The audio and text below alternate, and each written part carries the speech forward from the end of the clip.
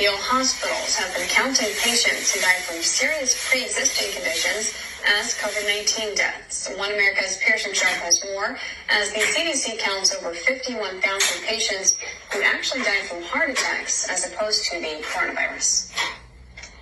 The Centers for Disease Control have updated their death counts for coronavirus and reveal yet again that COVID-19 is rarely the actual cause of death among coronavirus patients. According to the CDC themselves, of the 220,000 deaths attributed to the coronavirus, 87,000 of them died from pneumonia and influenza. Another 17,000 died from chronic respiratory diseases, and 26,000 died from respiratory distress syndrome. 44,000 patients died from hypertensive diseases, 23,000 died from heart disease, and a whopping 28,000 died from cardiac arrest and heart failure. Yet all of these, even patients who died from heart attacks, were marked down as dying from the coronavirus. Doctors who spoke with One American News explained that 131,000 patients who are being considered COVID-19 deaths already had life-ending diseases, including cancer, dementia, and even end-stage renal failure. And according to the CDC, again, if you look at place of death, you'll see that some 10,000 patients who died from COVID were on hospice care, meaning they were terminally ill to begin with and were already expected to die. Doctors tell One American News that all of these patients were critically ill and likely died from their pre-existing conditions without any help from the coronavirus. However, they explain that the CARES Act, passed by Congress in March, gives hospitals a 20% bonus on their diagnosis-related group paid for by Medicare. Essentially, that means doctors are being paid to list deaths as coronavirus without any indication the patient's death was actually COVID-related.